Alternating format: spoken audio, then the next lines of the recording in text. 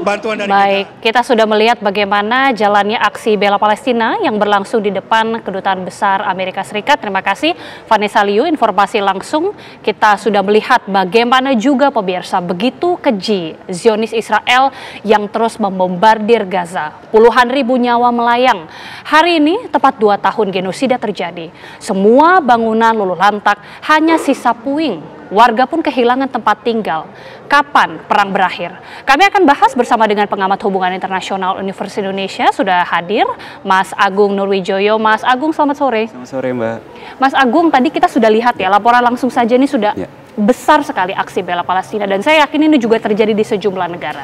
Tapi saat ini kita menyoroti 2 tahun genosida ini sudah terjadi. Bahkan sudah 67.000 nyawa melayang. Bagaimana melihat sejauh ini upaya yang sudah dilakukan karena tidak kunjung membuahkan hasil? Ya, dalam 2 tahun ini kan kemudian kita lihat berbagai macam bentuk fenomena dari perang Gaza ini ya, Mbak. Ya, kalau kemudian lihat dari upaya internasional untuk kemudian meredakan perangnya itu sendiri, itu juga belum berbuah apapun gitu ya. Genosida tetap berlanjut, ethnic cleansing tetap berlanjut, politik apartheid dilakukan oleh Israel tetap berlanjut.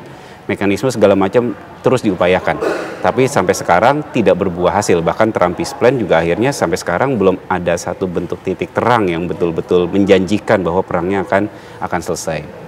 Padahal kita melihat bagaimana kemudian yang namanya global conscience itu hidup. Ya kan, hati nurani global itu ternyata masih hidup sekarang, ya kan? Apalagi kita lihat seperti aksi-aksi nyata dari aksi masyarakat. Nyata, demonstrasi, aksi boykot, belum lagi kemudian beberapa waktu terakhir ada global sumut flotilla, masyarakat sipil bergerak semua. Pengakuan dunia internasional juga semakin masif, 81% kalau nggak salah ya, dunia internasional mengakui keberadaan Palestina gitu ya. Bahkan kalau survei-survei mau di negara-negara barat maupun negara-negara global south semua punya simpati yang begitu besar terhadap Palestina.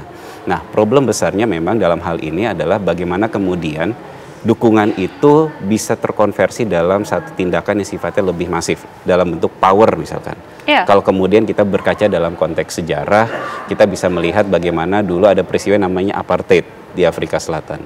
Dunia internasional bersatu. Tidak hanya dalam skala politik untuk memberikan embargo, sanksi terhadap Afrika Selatan, tapi gerakan masyarakat sipil juga punya kesatuan langkah untuk melakukan tindakan yang sama, memberikan efek yang dinamakan dengan isolasi terhadap Afrika Selatan. Dan efektif? Dan efektif, walaupun itu butuh waktu yang sangat panjang.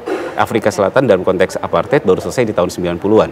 Dan apartheid sudah dimulai semenjak tahun 40, 60, 50, 60. Jadi sudah waktu yang sangat-sangat panjang.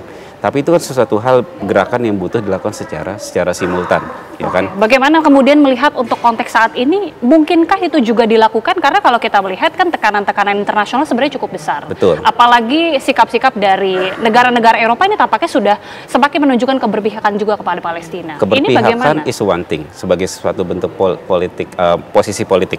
Tapi dia juga harus punya dorongan yang jauh lebih masif. Misalkan hal-hal yang memang memberikan dampak terhadap Israel untuk segera merubah kebijakannya. Merubah kebijakan itu kan diganggu dalam konteks ekonomi misalkan. Pemberian sanksi ekonomi itu mengganggu perekonomian domestik. Ya, ketika perekonomian domestik Israel terganggu, maka ada gerakan yang jauh lebih masif, ya kan? Nah, tapi sekarang kita melihat satu kondisi yang dinamakan dengan standar ganda.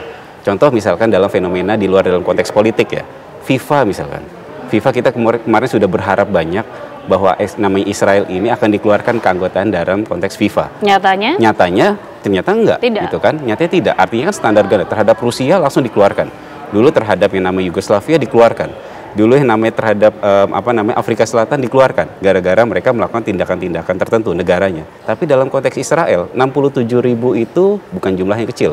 Bahkan kalau kemudian kita mengacu kepada datanya Francesca Albanese, UN Special Rapporteur, dia menyebutkan bahwa sebenarnya datanya bisa lebih dari 67.000 warga Gaza yang tewas. Bahkan dia menyebutkan 680.000. Nah, ini kalau 680.000 itu berarti kan 30% dari warga Gaza. Ini pembantaian macam apa ini yang kemudian dilakukan oleh Israel, sedangkan dunia tetap diam, membisu seperti dalam konteks tersebut. Sebenarnya kan kalau kita mungkin bandingkan dengan beberapa konteks yang lalu atau beberapa bulan lalu, sebenarnya sudah ada usulan proposal gencatan senjata, apalagi proposal perdamaian dari Presiden Amerika Serikat Donald Trump. Apakah ini bisa menjadi jalan terang, Mas, dibandingkan dengan waktu-waktu sebelumnya yang sepertinya tidak ada jalan terang? Pertama, berharap kita tentu harus senantiasa punya harapan ya.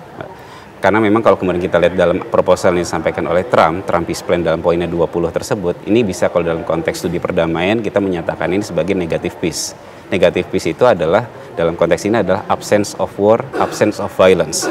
Berhentinya perang, berhentinya kekerasan. Itu fase awal. Sebelum nanti ada namanya positive peace. Positive peace itu lebih sifatnya jangka panjang, membangun satu tata hidup yang sifatnya lebih harmoni antara kedua belah pihak, semua bisa hidup berdampingan dan seterusnya. Tapi sebelum kita mencapai ke positive peace, yang harus capai adalah selesainya perangnya dulu, genosidanya harus selesai, seperti itu. Nah, kalau melihat dalam poin-poinnya memang ke arah sana, ya kan? Cuma permasalahan berikutnya adalah memang kan kemudian ketika Peace Plan itu dikeluarkan, ya kan? Kemudian negara-negara banyak negara mayoritas Muslim dan negara-negara Arab itu menyetujui dan memberikan apresiasi. Tapi problem berikutnya adalah ternyata banyak poin yang kemudian dirubah oleh Israel. Artinya sekarang kita juga berhadapan dengan Israel. Artinya tawaran tersebut untuk Hamas ini adalah sebuah desakan, tapi untuk Israel ini berarti sebuah tawaran. Berarti kalau kita seperti tawaran, berarti masih ada proses bargaining. Kalau kita lihat 20, ya walaupun memang saya kemudian kalau kita mengkritisi ya, dari 20 Peace Plan tersebut memang masih banyak black spot lah, yang memang secara jelas itu justru memberikan bobot yang memberikan keuntungan lebih terhadap Israel, ya kan? Tapi poin itu mungkin nanti kita kesampingkan dulu, tapi setidaknya kita akan melihat bahwa dalam hal ini sebenarnya ya posisi Israel juga akhirnya ini menjadi pihak yang senantiasa melanggar ataupun tidak konsekuen terhadap berbagai macam upaya-upaya perdamaian yang dilakukan. Nah, bagaimana kita melihat ini sudah 2 tahun berlangsung? Masa depan Gaza menurut Mas Agung sendiri seperti apa? Karena ada yang mengatakan ini di tangan dunia internasional. Apalagi kalau kita melihat sikap PBB ini juga seperti tidak memberikan pengaruh besar. Bagaimana Mas? Singkat saja mungkin. Pertama secara politik, dua hal. Pertama secara politik dan yang kedua secara kemanusiaan. Yang pertama secara politik, justru ini 2 tahun ini ada perubahan besar. Ada global realignment yang sangat masif, ya kan? Kalau dalam bahasanya, scholars itu menyebutkan forward to the past. Isu Palestina kembali menjadi sentral. Perhatian masyarakat global dari level negara maupun non negara itu memiliki satu perhatian yang sangat masif, ya kan? Makanya tadi kemudian saya menggunakan kata global conscience. Ada hati nurani global yang memberikan dukungan ke arah sana. Nah, tapi politik itu tidak bisa berdiri sendiri. Poin kedua adalah poin kemanusiaan. 67.000 tetap adalah suatu bentuk yang sangat besar, ya. Bahkan bukan bicara sekedar korban saja, tapi ini juga bicara tentang wilayah yang kemudian diduduki, ya kan? Kita juga harus berbicara banyak bahwa apakah kemudian withdrawal itu Peace Plan akhirnya kan tetap membuat apa yang dinamakan dengan blokade terhadap Gaza. Itu juga menjadi satu titik tekan bahwa sebenarnya dunia internasional harus kembali melakukan dorongan yang jauh lebih masif, tindakan yang jauh lebih nyata. Mekanisme sebenarnya banyak, Mbak.